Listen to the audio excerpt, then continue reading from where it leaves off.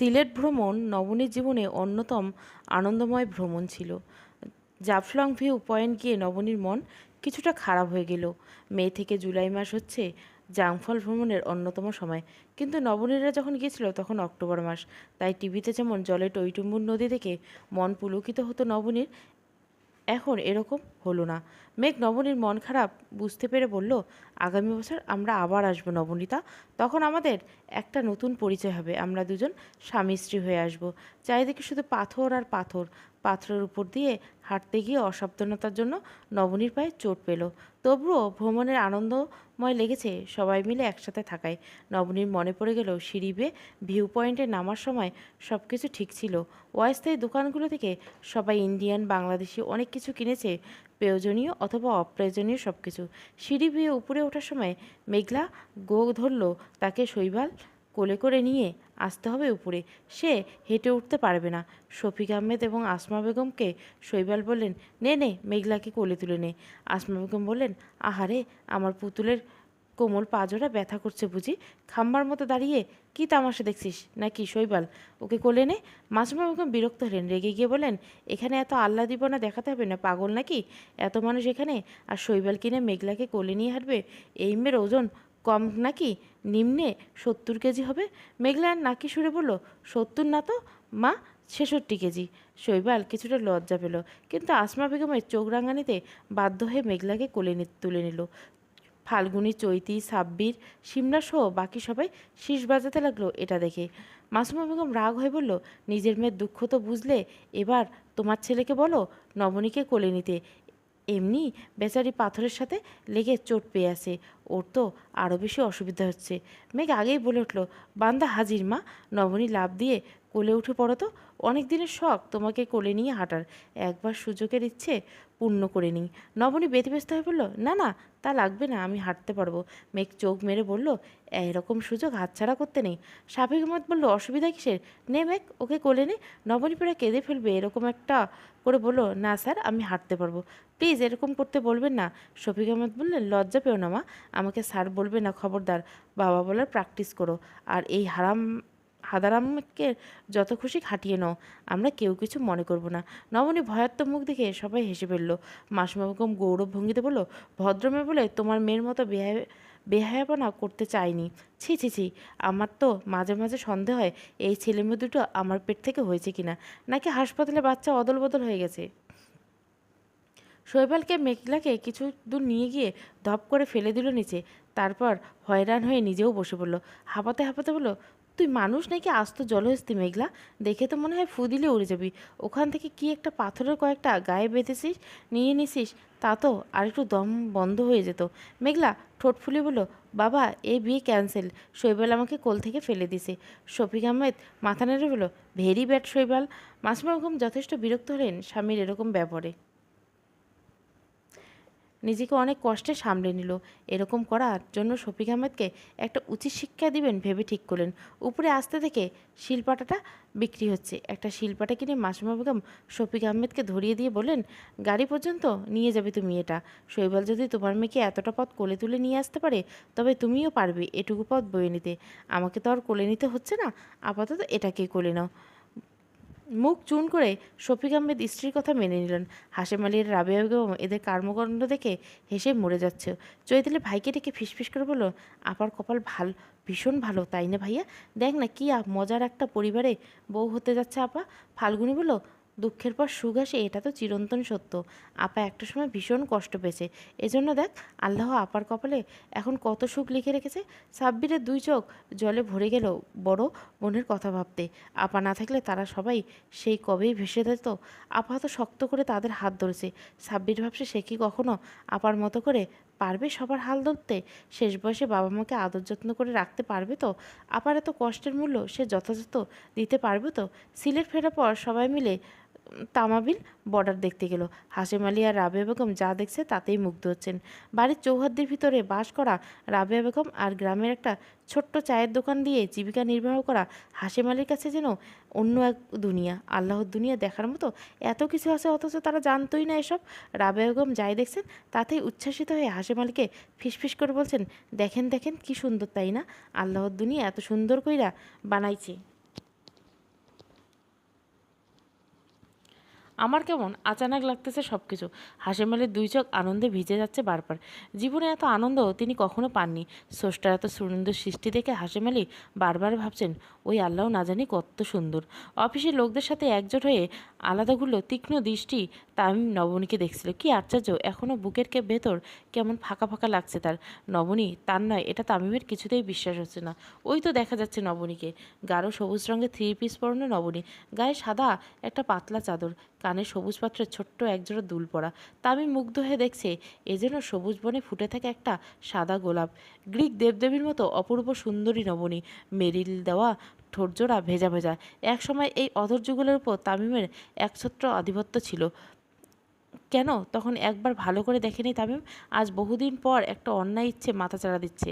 ওই ঠোঁটজোড়া একটা গাঢ় চুম্বন স্বাদ জেগেছে। আর পাচ্ছে না তামিম। নিজেকে ভীষণ পাগল পাগল লাগছে। তামিমের আর চোখের নজর মেঘের চোখ এড়ালো না। তামিম সামনে থেকে আড়াল করার জন্য যেন মেঘ বারবার নবনীর পাশে ঘেঁষে দাঁড়াচ্ছে। নবনী এতে ভীষণ বিব্রত হচ্ছে। লজ্জায় পড়ে যাচ্ছে মেঘ বারবার তার আশেপাশে থাকায়। জাফলং ট্যুর নবনী জীবনের অন্যতম মধুর একটা স্মৃতি। জাফলং ছাড়া ও আরও একটা অনেক জায়গায় ঘুরেছে সবাই মিলে। নিজের বাবা মা হবু স্বামী সবাইকে নিয়ে এক আনন্দময় সময় কাটিয়েছে। নবনীরা বাসায় ফিরেছে গতকাল। এখনও মনের মধ্যে ট্যুরের সেই রেশ রয়ে গেছে। এক অনিন্দ ভালো লাগা নবনীর মন ভরে আছে। হালকা শীত লাগছে, মাথার উপর ফ্যান ঘুরছে। এরকম আরামদায়ক ওয়েদার নবনীর মায়ের হাতে সেলাই করা কাঁথা জড়িয়ে শুয়ে আছে। স্বপ্নে মেঘের সাথে ঘুরে বেড়াচ্ছে এখনও জাফলংয়ে। আজকের সকালটা কেমন অলস অলস লাগছে নবনীর। বিছানা থেকে উঠতে ইচ্ছা করছে না। জানলার পর্দা ভেদ করে সকালের কাঁচা সোনার রোদ এসে উকি দিয়েছে রুমে। আরামদায়ক অলস্যে নবনীর চোখ বন্ধ করে শুয়ে আছে। রোদের উকিতে বাইরে কুয়াশা মিলিয়ে যেতে শুরু করেছে। রাস্তা থেকে ভেসে আসা গাড়ির হর্ন, হকারের আওয়াজ, সবজিওয়ালার হাঁক। হঠাৎ করে নবনীর মনে হলো সে ভীষণ খুশি। কেন এরকম মনে হলো নবনী জানে না। প্রিয় মানুষকে আপন করে পাচ্ছে বলে কি এরকম আনন্দ? নবনী বের হয়ে বাইরে যাচ্ছিল। রাবেয়া বেগমের বানানো কাঁথা সেল করার জন্য নবনী একটা পেজ খুলেছে। পেজে ইদানিং বেশ ভালো রেসপন্স পাচ্ছে নবনী। হাতের কাজের জিনিসপত্র এখনও মানুষ সাদর গ্রহণ করে এবং গ্রহণজাত যোগ্য এখানে আছে বলে দেখে নবনী ভীষণ ভালো লাগতো। কাঁথার কয়েকটা অর্ডার পেন্ডিং। 7 জন গ্রাহক অগ্রিম টাকাও পাঠিয়েছে। নবনী বের হলো তাই গ্রাহকদের কাস্টমাইজেশন অনুযায়ী কাপড় সুতা কিনতে। নবনীর ভীষণ ইচ্ছে সুই সুতা এবং রং তুলি একটা উদ্যোগ নিয়ে অনেক দূর এগিয়ে যাবার, নিজের আলাদা একটা পরিচয় গড়ার। কেনাকাটা করে নবনী যখন ফিরছিল লিফটম্যান থেকে জানতে পারলো লুবনার বিয়ে ঠিক হয়েছে। শুনে নবনী খুশি হলো। বাসায় ফিরে মাকে বলল, কেউ কোনো প্রতিক্রিয়া দেখালো না।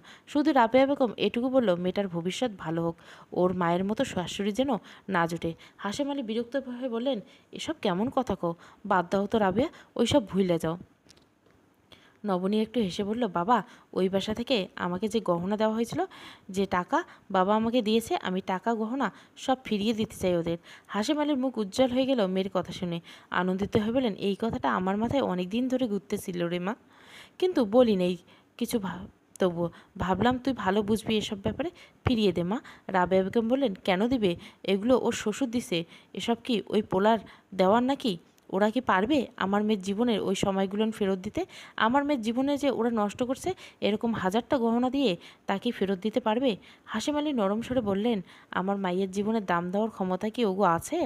আমার মাইয়া কি ফেলনা নাকি যে ওগো এসব তুচ্ছ জিনিসের মায়া করবো আমরা? রাবেয়া বেগম বললেন, ওই কুটনি মহিলার মুখের উপর ছুঁইরা মাইরা মারবি সব গিয়ে। নবনী হেসে ফেলল মায়ের কথা শুনে। দরজা খুলে নবনীকে দেখে তাহেরা বেগম যেন শক খেলেন। নড়াচড়ার ক্ষমতা হারিয়ে ফেললেন তিনি। তামিম দুপুরের খাবার খাচ্ছে বসে। দরজা খোলার শব্দে পিছন ফিরে তাকিয়ে নবনীকে দেখে চমকে গেল তামিম। মুহূর্তের জন্য মনে হলো নবনী বুঝি ফিরে এসেছে আবার। নবনী তাহেরা বেগমকে পাশ কাটিয়ে ভিতরে ঢুকে বলল, সেদিন যাবার সময় আমাকে যেসব গহনা বাবা দিয়েছিল তার সব এখানে আছে। আপনি একটু চেক করে দেখুন সব ঠিক আছে কিনা। আর এই যে টাকাগুলো, এগুলো বাবা আমাকে দিয়েছিল আপনাদের অজান্তে। সব ফিরিয়ে দিতে এলাম। লুবনার বিয়ে শুনেছি, আপনাদের তো রীতি আছে এসব মেয়ের বাড়ি থেকে এসব দিতে হয়, না হলে আবার মেয়ের বাবা আমাকে ফকির ভাবে সবাই। দোয়া করি লুবনা যেন শ্বশুরবাড়িতে কোনো গঞ্জনা সইতে না হয়। সবার আদরে বড় হয়েছে, অল্প আঘাতে নয়তো ভেঙে পড়বে। আর এক মুহূর্ত অপেক্ষা না করে নবনী চলে গেল। তামিমের কাছে কেমন স্বপ্নের মতো লাগছিল। গহনাতে পেয়ে তাহেরা বেগম কিছুটা সাহস বেড়ে গেল। নবনীর বলে যাওয়া কথাগুলি গায়ে লাগালেন না। এসব বিক্রি করে অনেক টাকা পাওয়া যাবে, মহা ধুমধামে মেয়ের বিয়ে দিতে পারবেন, এই ভেবে তাহেরা বেগম খুশি হলেন। পরদিন অফিসে যাবার সময় নবনী ভীষণ লজ্জা লাগতে শুরু করলো। সবাই এতদিন তাকে যেভাবে দেখতো আজকে সবাই অন্যরকমভাবে দেখছে। আড়ষ্ট হয়ে নবনী নিজের ডেস্কে এলো। এটুকুতে আসতে নবনীর হার্টবিট বেড়ে গেল, হাত পা কাঁপতে লাগলো। নবনীর মনে পড়ল বিয়ের পর কিভাবে সে অফিস করবে, তখন তো লজ্জায় মরে যাবে। দুপুরে ক্যান্টিন যাবার পর নবনী শুনতে পেল কয়েকজন আড়ালে কানাঘুষা করছে। কেমন করে মেঘ স্যারকে পটিয়ে নিল দেখলি? অন্য একজন বলল, ডিভোর্সি মেয়েদের এত দাম বাবা, অথচ আমরা ভার্জিন হয়ে দেখ, কপালে কোনো ছেলেই জুটে না। একজন বলল, একবার তামিম স্যার, এবার তো রাঘব বোয়াল উঠেছে বর্ষিতে, একেবারে একটা কোম্পানির মালকিন হবে। নবনীর কান্না এলো এসব শুনে। নিজের মনকে নিজে প্রশ্ন করলো, আমি কি আসলে এরকম কিছুর লোভে পড়ে মেঘকে ভালোবাসি? তবে কি আমি নিজের স্বার্থের জন্য বিয়ে করতে যাচ্ছি? সবার এই মনোভাব আমার সম্পর্কে? আল্লাহ, তুমি তো জানো আমার মনে এরকম কোনো লোভ ছিল না। টেবিলে মাথা রেখে নবনী ফুপিয়ে ফুপিয়ে কাঁদতে লাগলো। তারপর সিদ্ধান্ত নিল সবার মুখ বন্ধ করতে নিজের যোগ্যতার দিকে। আমি দেখিয়ে দিব আমি কোনো কিছুর লোভে পড়ে এরকম করিনি। নিতু ঠিক করলো তামিমকে সে আরেকবার সুযোগ দিবে। নিজের বেহায়া মন বারবার ছুটে যাচ্ছে তামিমের কাছে, বারবার তামিমকে ভেবে যাচ্ছে। ফোন নিয়ে তামিমকে কল দিল প্রেগনেন্সির খবর দিতে। একবার, দুইবার, তিনবার কল বাজতে লাগলো। তামিম সকালে ফাইল দিতে এসে নবনীকে দেখলো মেঘের দিকে তাকিয়ে মুচকে আসছে। এরপর থেকে তামিমের মাথায় আগুন জ্বলছে। অসহ্য লাগছে সব কিছু তামিমের। টেবিলে থাকা সব ফাইল ছুঁড়ে ফেলে দিল নিচে। চারবারের সময় তামিম কল রিসিভ করে বলল, কেন কল দিয়েছিস তুই? আমার জীবন থেকে চলে গেলি। আমি এখন একটু শান্তিতে আছি। আমার শান্তি সহ্য হয় না তোর? প্রবল আত্মমর্যাদা সম্পূর্ণ নিতু দাঁত দিয়ে ঠোঁট কামড়ে নিয়ে নিজেকে বলল, আমি প্রেগনেন্ট তামিম। তামিম একটা নোংরা গালি দিয়ে বলল, যার সাথে শুয়ে পেট বানাইছিস তারে বল আমার কাছে আর কোনো দিন কল দিবি না। আমাকে শান্তিতে থাকতে দে, আমি আমার মতো করে বাঁচতে চাই। এই জীবনে আমার কাউরে লাগবে না। ফোন রেখে নিতু চোয়াল শক্ত করে বসে রইল। একটা দীর্ঘশ্বাস পেলে বলল, মুক্তি করে দিলাম তোরে, সুখে থাকিস, ভালো থাকিস, বাসা বেঁধে নতুন নিরে। হঠাৎ করে যেন শীতের প্রকোপ বেড়ে গেল। যদিও গ্রামের তুলনায় শহরে শীত কম, তারপরে নবনীর মনে হলো বেশ ভালোই শীত পড়েছে। আশেপাশে সব গাছের পাতা ঝরে পড়েছে। এক বুক শূন্যতা নিয়ে শীত এসে হানা দিয়েছে প্রকৃতিতে। অথচ এই শীত আমাদের দিয়ে যায় নানা রকমের ফসল। শুক্রবার এক কুয়াশা জড়ানো সাত সকাল। নবনী গায়ে একটা বেগুনি রঙের কার্ডিয়ান আর গলায় মাফলার পেঁচিয়ে বসে আছে চেয়ারে। বাইরে এখনো কুয়াশা। নবনীর ইচ্ছে হলো এই কুয়াশা জড়ানো সকালবেলা প্রিয় মানুষের সাথে ব্যস্ত শহরে এই নিস্তব্ধ পথে অলিতে গলিতে একটু হেঁটে বেড়ানোর। নবনী অনেক কিছু ইচ্ছে করে। কিশোরী মেয়েদের মতো ফুচকা খেতে গিয়ে ভালোবাসার মানুষের সাথে একটু ঢং করতে মন চায় আজকাল। ঝুম বৃষ্টিতে ভিজে চা খেতে ইচ্ছে করে, শাড়ি পরে ঘুরতে ইচ্ছা করে। কি যন্ত্রণা! এই বয়সে এসব মানায় না জানি, কিন্তু নবনীর মন তা বুঝতে চায় না। প্রেমের প্রতিটা মুহূর্ত বেহায়ার মতো উপভোগ করতে ইচ্ছে করে নবনীর। মেঘ যখন রাতে বারান্দায় নিচে এসে কল দিয়ে বলে, কি সুন্দর চাঁদনি রাত দেখলে? এই রাতে যদি জ্যোৎস্না বিলাস না করি একবার, 302 ধারার অপরাধ পর্যায়ে চলে যাবে। একটা সাদা রঙের শাড়ি পরে জলদি বের হয়ে আসো। আজ আমি চাঁদের জ্যোৎস্না দেখব আর চাঁদকে আমার জ্যোৎস্না দেখাবো। নবনীর তখন হার্টবিট বেড়ে যায়। থরথর করে সারা শরীর কাঁপতে থাকে, বুক ধরপড় করে। মনে হয় এর চাইতে মধুর কথা, মধুর অনুভূতি বুঝি আর নেই। কিন্তু নবনী যায় না। এখন পর্যন্ত মেঘের সাথে আলাদাভাবে কোথাও ঘুরতে যায় না নবনী। মেঘের অনুরোধ অগ্রাহ্য করে এসব ব্যাপারে নবনী এখনও হজম করতে পারে না। এখনও বড্ড ভীতু রয়ে গেছে সে। নবনী নিজেকে সামলে রাখে। নিজের মনে নিষিদ্ধ ইচ্ছে লাগাম টানে। মেঘকে কখনো ঘুণাক্ষরে টের পেতে দেয়নি তার এসব ইচ্ছের কথা। একে তো নাচুনে বুড়ি, তার উপর নবনীর ঢোলে বাড়ি দিয়ে মেঘকে উস্কে দিতে চায় না মোটেও। রাবেয়া বেগম নবনীর জন্য লেবুর শরবত নিয়ে এক কাপ চা নিয়ে এলেন। এলোমেলো লম্বা চুলে, গলায় মাফলার পেঁচানো নবনীর নিচে কালি পড়ে যাওয়া মেয়েটাকে দেখে তার মনে হচ্ছে কোনো অচিনপুরের রাজকন্যা বুঝি ভুল করে তার ঘরে চলে এসেছে। গরিব ঘরে রূপ নিয়ে জন্ম নেওয়া কন্যারা বাবা মায়ের দুশ্চিন্তার কারণ হয়, অথচ আল্লাহ তার 3 মেয়েকে অন্তত রূপ দিয়ে পাঠিয়েছে। নবনী চা খেতে খেতে বলল, বাবা কই মা? নামাজ পড়ে তো এখনই আসলো, কে জানে হাঁটতেছে হয়তো একটু। ভাই বোন সবাই নিজেদের রুম থেকে বের হয়ে এলো। রাবেয়া বেগম সবার জন্য চা বিস্কিট নিয়ে এলেন। শুক্রবারের দিনটা সবার জন্য মিলন মেলা মতো হয়। নবনী যেহেতু শুক্রবার ছাড়া ফ্রি পাওয়া যায় না, তাই বাকি 3 ভাই বোন অপেক্ষা করে থাকে শুক্রবার। বিশেষ করে সাব্বির বেশি অপেক্ষায় থাকে। বড় বোনের প্রতি ভাইয়ের ভালোবাসা একটু বাড়াবাড়ি পর্যায়ে। ফাল্গুনি বলল, মা আজকে আমরা সবাই মিলে বাইরে খেতে যাব দুপুরে, রেডি থাকো সময় মতো। নবনী ঠোঁট বাঁকিয়ে বলল, তাকালো। চৈতালি বলল, তুমি এভাবে তাকাচ্ছ কেন? তুমি তো ইজি কাজেও বিজি থাকো। ভাইয়া আমাদের নিয়ে যাবে, মা বাবা আমরা সবাই। তোমার কথা ভাইয়া বলেনি যদিও, তবুও তোমাকে আমরা নিব। বাসায় বসে বসে তুমি আমাদের খাবারের কথা ভেবে নয়তো কষ্ট পাবে। নবনী জিজ্ঞেস করলো, সাব্বির নিবে? ফাল্গুনি বলল, দূর, সাব্বির ভাইয়া না, ভাইয়া তো একটা ঢ্যাঁড়স, আমাদের কোথাও নিতে চায় না। কিছু বললে বলে বড় আপাকে আগে জিজ্ঞাসা করে অনুমতি নেই, আপা বকবে। নবনী চোখ রাঙিয়ে বলল, তোদের মতো নাকি? ও তো আমাকে ভালোবাসে, তোরা দুজন তো ভাসিস না। দুবোন হেসে বলল, আমরা ভাইয়াকে ভালোবাসি, ভাইয়া তোমাকে ভালোবাসে, তো সেই হিসাবে আমরাও তোমাকে ভালোবাসি। রাবেয়া বেগম রান্নাঘর থেকে শুনছেন মেয়েদের কথাবার্তা। আপন মনে হাসছেন তিনি এসব শুনে। হাশেম আলী এলেন দুটা কাগজের ঠোঙ্গা হাতে নিয়ে। ভেতরে গরম গরম ভাপা পিঠা, চিতই পিঠা, ভর্তা। সবাই মিলে হুমড়ি খেয়ে পড়লো পিঠার উপর। হাশেম আলী ব্যস্ত হয়ে বললেন, আরে তোরা থাম, এখনই খাচ্ছিস যে? মেঘ বাবাজি আসতেছে, ও আসলে সবাই মিলে খাবো আমরা। মুহূর্তে সবাই পিঠা রেখে দিল নবনী ছাড়া। চৈতালি বলল, আপা কি ছেঁচা রে, এখনই নিয়ে খাচ্ছে, তর্স হয়েছে না রে আপা? নবনী কিছুটা লজ্জা পেল যেন, তবুও প্রতীককে না দেখে বলল, মেঘ এসে হাজির 10 মিনিটের মাথায়, হাতে নিয়ে মিষ্টির প্যাকেট, ফলমূল। রাবেয়া বেগমের টেবিলে পিঠে সাজিয়ে দিয়ে রান্নাঘর থেকে পরোটা, ডিম ভাজির নুডলস নিয়ে এলেন। নবনী অবাক হয়ে তাকে মাকে জিজ্ঞাসা করলেন, তোমরা সবাই জানতে উনি আসবে যে সকালে, এই জন্য এসব করে রেখেছ, অথচ আমাকে কেউ বলার প্রয়োজন মনে করনি? মেঘ পিঠের ভর্তা মাখতে মাখতে বলল, তোমাকে কেন বলবে? তুমি যেন সংসদের স্পিকার, যে কোনো কাজে তোমাকে সংসদে বিল উপস্থাপন করতে হবে, আর এমন ভাব করছো যেন তোমাকে দেখতে এসছি আমি। আমি এসেছি আমার রসগোল্লার মতো মিষ্টি দুটো বোনের কাছে, ওদের দেখি না কতদিন, তাই ওদের সাথে সময় কাটাতে এসেছি। এখানে তোমাকে বলতে হবে কেন? নবনীর রাগ হলো মেঘের নির্লিপ্ত কথা শুনে। ঠোঁট বাঁকি বলে, বেশ তো। নবনী ফুলানো নাকের দিকে তাকিয়ে সবাই হেসে দিল। নবনী কপট অভিমান করে নিজের রুমে চলে গেল। একটু সময় পর নবনী শুনতে পেল বাইরে তুমুল হইচই হচ্ছে। মেঘ, সাব্বির, ফাল্গুনি, চৈতালি সবাই মিলে চিৎকার করছে একটু পরপর। নবনী নিজের কৌতূহল চেপে রাখতে পারল না, দরজা খুলে বের হয়ে এলো। দেখে সবাই মাথায় একসাথে বসে, এগিয়ে গিয়ে দেখে লুডো খেলছে সবাই মিলে। নবনী হঠাৎ করে ভীষণ ভালো লাগলো। এরকম একজন মানুষ সব মেয়ে কামনা করে জীবনসঙ্গী হিসাবে, যে মেয়েটার সাথে সাথে মেয়েটার পরিবারের মানুষকে আপন করে নেবে। নবনীর মনে পড়ে যায় তামিম কখনো ফাল্গুনী চৈতালির সাথে খুব একটা কথা বলতো না, সাব্বিরের সাথেও না। একটা আলাদা গাম্ভীর্যের মুখোশ পরে থাকতো ওদের দেখলে। ওরা সবাই তামিমকে দুলাভাই ডাকতো সামনাসামনি, আর পেছনে বলতো আপার বর। অথচ মেঘ, ওরা শুরুর থেকে ভাইয়া বলল। সম্পর্কে এই ছোট ছোট যত্ন মানুষকে ভীষণ আনন্দিত করে তোলে, সম্মান বেড়ে যায় বিপরীত থাকা মানুষটার প্রতি। রাবেয়া বেগম চেয়ারে বসে স্মৃতিচারণ করছে। সেই কবে গ্রাম থেকে এসেছেন। গ্রামে থাকা মানুষ শহরে এসে যতই আরামে থাকুক, গ্রামের জন্য মন পোড়াতে চায়।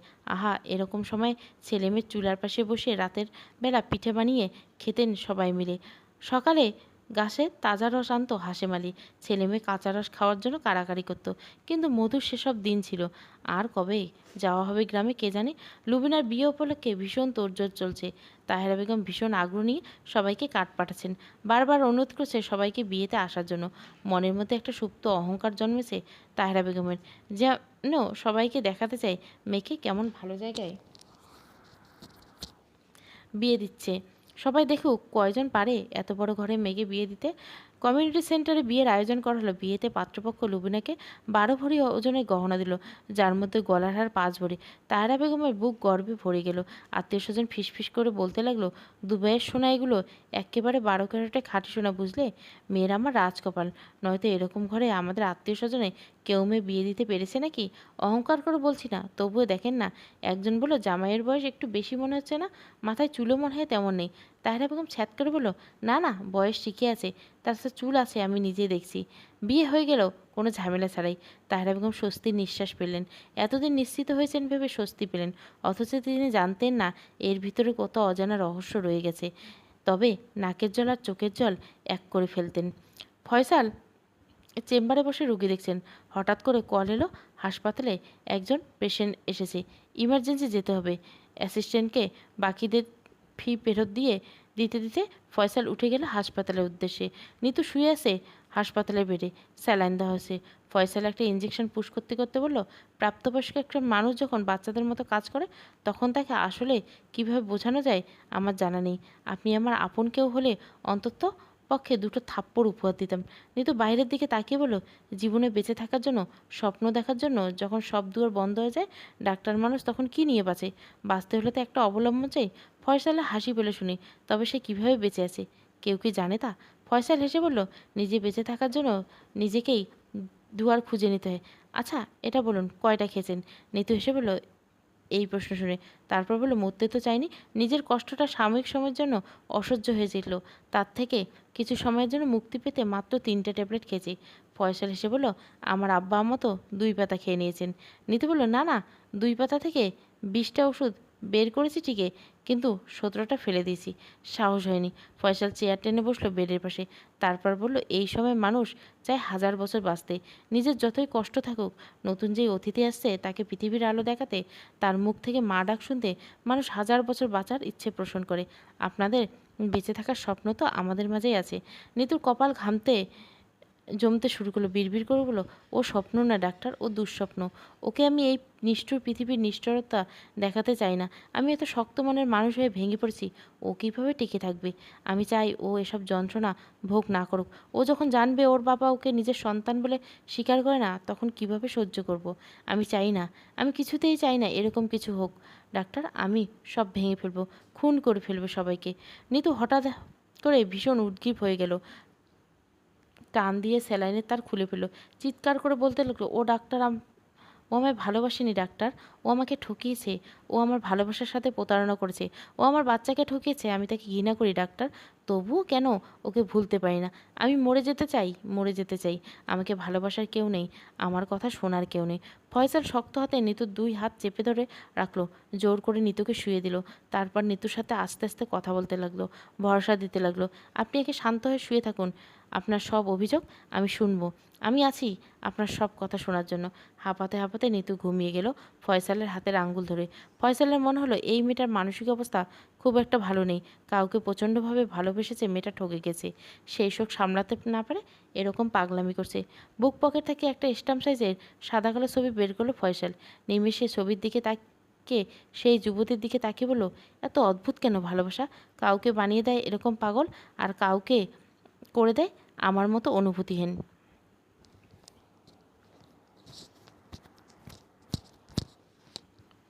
লুবনার বিয়ের পর কাল বিকেলে প্রথম তার বাবার বাড়িতে এসেছে, যাকে ফিরতি বলে। এসেছে 7-8 জন ননদ দেবর। সকাল সকাল তাহেরা বেগম নাস্তা বানানোর যুদ্ধে নেমে গেল। বরাবরের মতো দিদা নিজের মতোই আছে, নতুন কুটুম এরা, তার উপর বড় লোক, এদের জন্য তো যেই সেই খাবার আয়োজন করা যায় না। তার উপর লুবনা আজকে বিকেলেই চলে যাবে। তাহেরা বেগম নিজের যতটুকু পারলেন ব্যবস্থা করলেন, বাকিটা দিশাকে দিয়ে অনলাইন থেকে অর্ডার করলেন। অতিথিদের চূড়ান্ত করলেন তাহেরা বেগম। বিদায়বেলা মেয়েকে 8.5 ভরি গহনা দিলেন, সেই গহনা যা হামিদুর রহমান সাহেব নবনীকে দিয়েছিল। নবনী ফিরিয়ে দিয়েছিল। মেয়েকে গহনা দেওয়ার পর তাহেরা বেগম বেশ উৎফুল্ল অনুভব করলেন। মেয়ে শ্বশুরবাড়ির লোকজন এবার চমকে যাবে ভেবে। ওরা নিশ্চয় প্রত্যাশা করবে না লুবিনাকে তিনি এত গহনা দিতে পারেন। শ্বশুরবাড়ি গিয়ে লুবিনা নিজের কিছুটা গর্ব অনুভব হলো। সগৌরবে গহনা পরে ড্রয়িং রুমে এলেন। লুবনার ননদ মালিয়া এসব দেখে ডাক দিলেন, লুবনার শাশুড়ি নিয়ে এলেন। সবার থমথমে মুখ দেখে লুবনা কিছুটা ভড়কে গেলেন। লুবনার শাশুড়ি আমিনা বেগম জিজ্ঞাসা করলেন, এখানে কতটুকু সোনা আছে? লুবনা কোনো মতো জবাব দিলেন, 8.5 ভরি। মালিয়া অট্টহাসি দিয়ে বললেন, আমরা তোমাকে আগেই বলেছি মা, দিশার শ্বশুর বাড়ি হলেই ওরা আমাদের ক্লাসের মানুষ হবে না। ভাইয়ের জন্য আমি আরও বড় ঘরের মেয়ে দেখেছি, তুমি তো রাজি হলে না। দেখলে এবার ওরা কি দেখে নাই, দিশাকে চাচা কত ভরি গহনা দিয়েছিল। আমিনা বেগম শীতল কণ্ঠে বলেন, তোমাদের কালচার এরকম কেন? আমরা দিলাম তোমাকে 12 ভরি, অথচ তোমার মা তোমাকে দিল 8 ভরি সোনার গহনা, যেখানে তোমার মায়ের দেওয়ার কথা ছিল আমাদের চাইতে 3 গুণ। তোমার মা তোমাকে যা দিবে তা তোমারই থাকবে, আমরা তো আর নিয়ে যাব না এসব, নিজের মেয়েকেই দিবে। তাতে যদি এরকম কিপটামি করে মানুষ, তাহলে এরা কেমন মানুষ? তোমার মাকে কল দাও, আমি কথা বলবো। লুবনার হাত পা কাঁপতে লাগলো এসব শুনে। অপমানের লজ্জায় চোখের পানি চলে এলো। জীবনে প্রথমবারের মতো লুবনা অনুভব করলো জীবন ভীষণ কঠিন। বিয়ের আগে জীবন ছিল যেমন, এখন আর তেমন নেই। এখানে লুবনার বড় গলায় কথা বলতে পারবে না, মাথা নিচু করে শুনে যাবে সব। এরকম অসহায় লুবনা আগে কখনো বোধ করেনি। আজ বুঝলো সে ভীষণ রকমের অসহায়। আমিনা বেগম ফোন নিয়ে তাহেরা বেগমকে বেশ কিছু কথা শুনিয়ে দিলেন।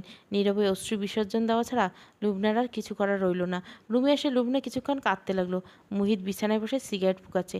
লুবনার কান্নায় বিরক্ত হয়ে ধমক দিল, খবরদার, কিছু হলে আমার সামনে এসে ফ্যাস ফ্যাস করে কাঁদবে না, ভীষণ বিশ্রী লাগে তোমাকে কান্না করলে। লুবনা হতভম্ব হয়ে এরকম ব্যবহার শুনে। মানুষটা কোথায় একটু সান্ত্বনা দিবে, কথা বলবে তা না, উল্টে তাকে অপমান করলো।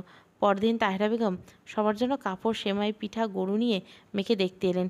গরু দেখে আমিনা বেগম বলেন, এটা কি গরু কিনলেন আপা? গোস্ত 2 মণও হবে না, না দিলে না দিবেন, এভাবে মানুষ হাসাবেন না। তাহেরা বেগমের বুক ধরপড় করে উঠল এরকম কথা শুনে। 1,27,000 টাকায় গরু কিনেছিলেন, অথচ এরা বলছে তাদের পছন্দ হয়নি। কিছু বলতে পারলেন না তাহেরা বেগম জবাবে। মনে মনে সিদ্ধান্ত নিলেন, একবার জামাইকে বশ করি, তারপর সব মজা বের করবো। জামা কাপড় দেখে সবাই নানা প্রতিক্রিয়া দেখালো। মালিয়া বলল, খালাম্মা, আমরা সবাই আড়ঙের পোশাক চুজ করে রেখেছি। আপনি এসব কী এনেছেন?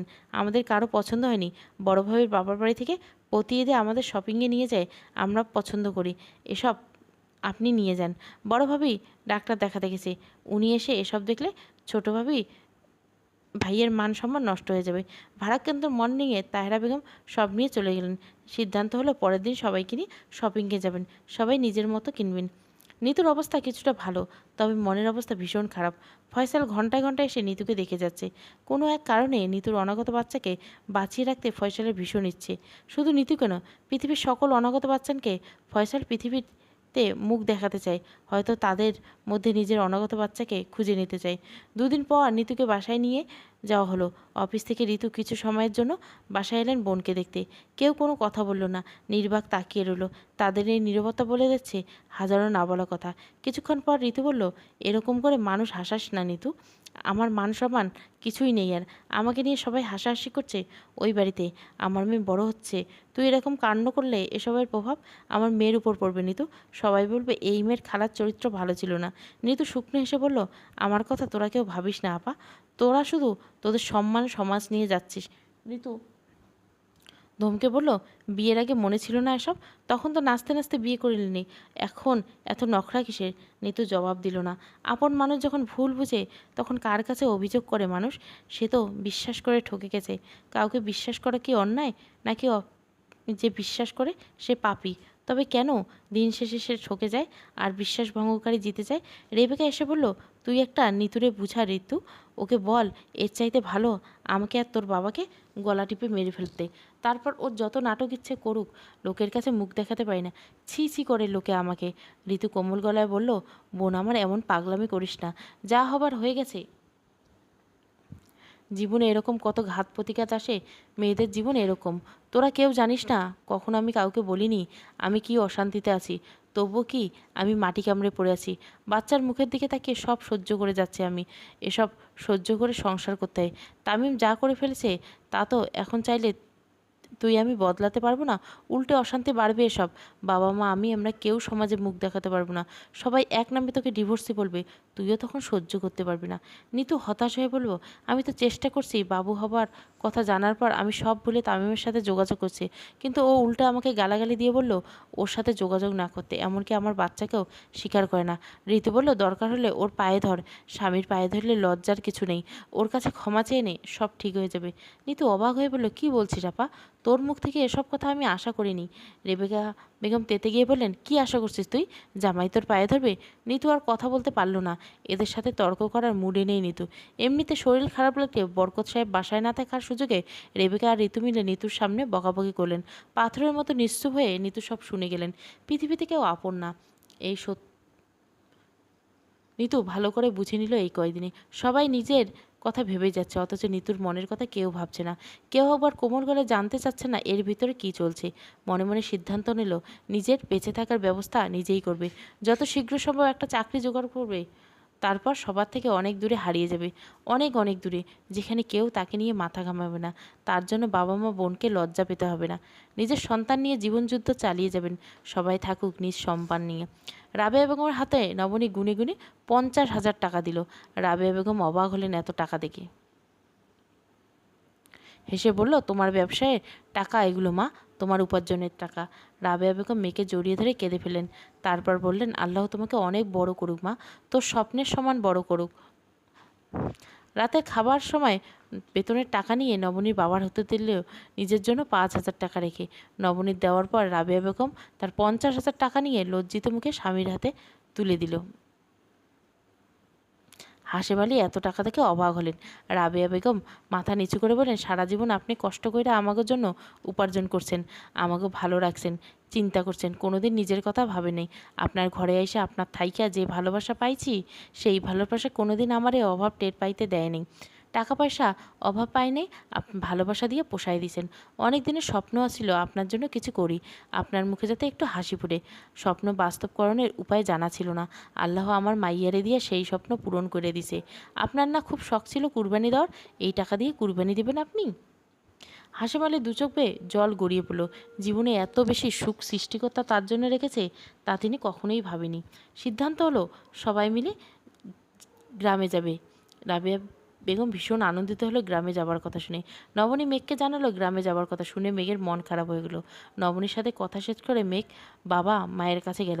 1 ঘন্টা রুদ্ধশ্বাস বৈঠকে শফিক আহমেদ হাশেম আলীকে কল দিলেন। অন্তত বিনতি হয়ে বললেন, ভাই সাহেব, আমরা চাচ্ছি কাল দুপুরে নবনী আর মেঘের বিয়েটা সেরে ফেলতে। অনুষ্ঠান ঈদের পরে করব। ঘরোয়াভাবে বিয়েটা হয়ে যাক আমাদের 2-4 জন মানুষ নিয়ে। আপনারা কাউকে বলার দরকার থাকলে বলে দেন। হাশেম আলী জিজ্ঞাসা করলেন, এত তাড়া কিসের ভাই সাহেব? শফিক আহমদ বলল, মেঘের ইচ্ছে ভাই, ছেলের কথা ঈদের আগে আমি বিয়ে করি। আমিও ভাবলাম শুভ কাজে দেরি করে কি হবে। হাশেম আলী বললেন, আমি সবার সাথে কথা বলে দেখি ভাই সাহেব। নবনী সব শুনে মেঘকে কল দিল। মেঘের সোজা জবাব, তোমার গ্রামে সেই অ্যাক্সিডেন্ট কথা তুমি ভুলে গেছো? আমি ভুলিনি নবনী, আমি চাই না সেকেন্ড টাইম এরকম কিছু হোক। বিয়ে হয়ে গেলে যখন প্রয়োজন আমি তোমাকে প্রোটেক্ট করতে পারবো। এখন তো আর তা সম্ভব না নবনী, আমাকে ভুল বুঝো না। আমি তোমাকে নিয়ে 0.1% রিস্ক নিতে চাচ্ছি না। তুমি আমার সব কিছুর ঊর্ধ্বে। নবনী নির্বাক হয়ে গেল। এই আকাশসম ভালোবাসার মর্যাদা সে দিতে পারবে তো? এই মানুষটা আজীবন এরকম থাকবে তো? আনন্দ বেদনা নিয়ে মানব জীবন, সুখ এবং দুঃখ মুদ্রার এপিট-ওপিট। চাইলে আমরা জীবন থেকে দুঃখ মুছে দিতে পারি না। দুঃখ না থাকলে কি সুখ পাখির মূল্য মানুষ বুঝতো? একটা সময় প্রচণ্ড কষ্ট পাওয়া নবনী আজ যেমন সুখের সাগরে ভাসে, তেমনি একটা সময় প্রচণ্ড ভালোবাসা পাওয়া নিতু আজ কষ্টের সাগরে হাবুডুবু কাটছে। জীবন আসলেই অদ্ভুত। কালকে শেষ পর্ব আসবে। তুমি অন্য কারোর সঙ্গে বেঁধো ঘর, পর্ব 12।